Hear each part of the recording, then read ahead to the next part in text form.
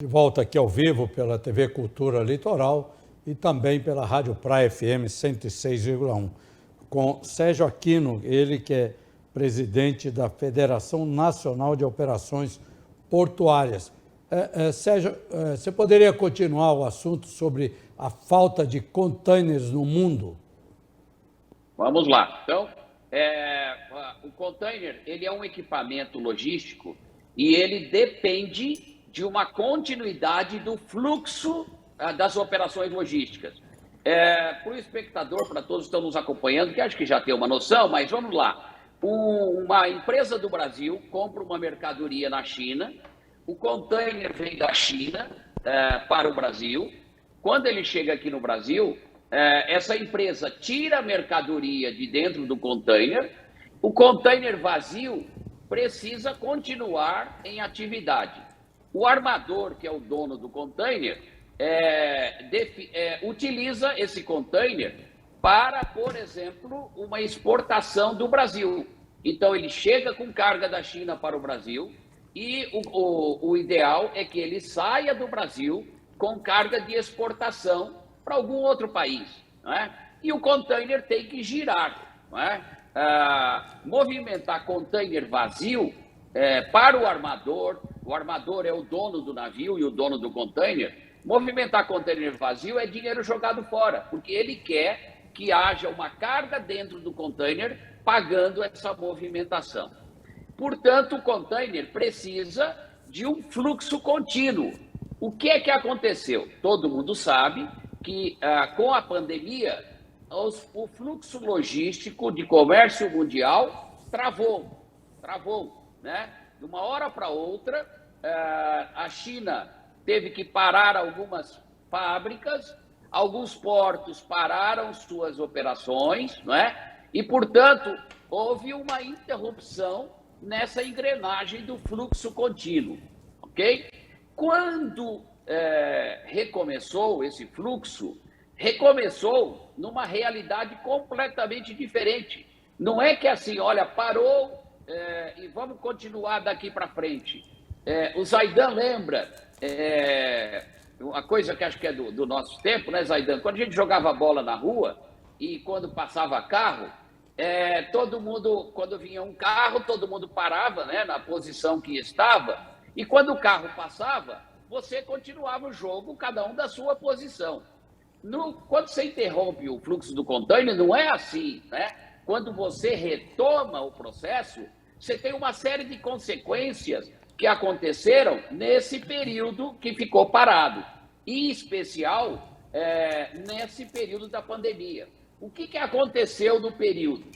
Algumas coisas que complicaram ainda mais a retomada. Primeiro, na hora que retomou e durante a pandemia, houve um aumento brutal de comércio eletrônico, em especial nos países que fizeram pagamento de ajuda social.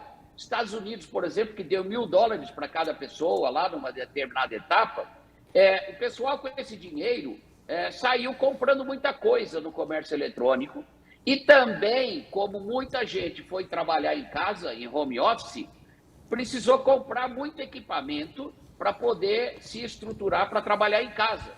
Então, com isso, o comércio eletrônico e o comércio de algumas áreas cresceu tremendamente e num espaço de tempo muito pequeno.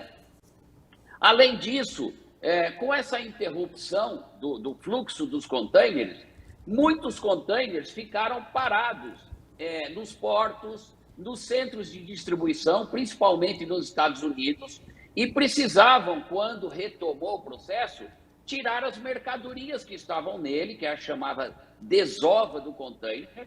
E o que aconteceu?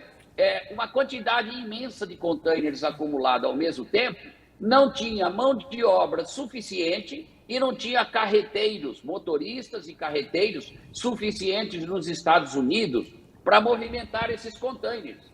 Então, a consequência final disso, os containers ficaram presos em muitas regiões, nos locais inadequados, locais onde precisava de container para exportar não tinha container, e container parado onde não precisava.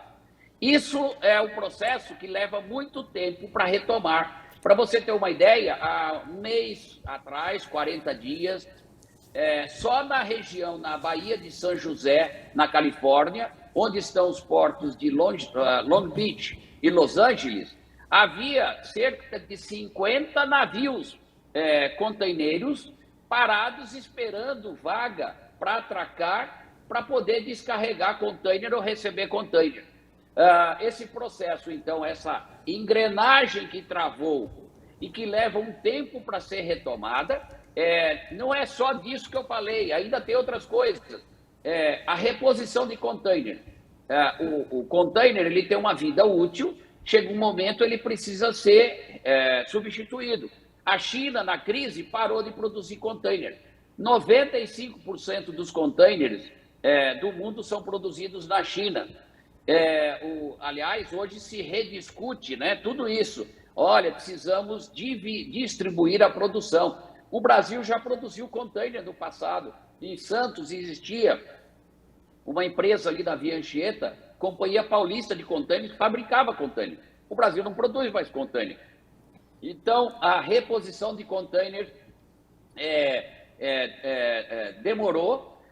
O container que antes girava, em média, por ano, 4,5 vezes por ano no comércio mundial, está girando 2 vezes.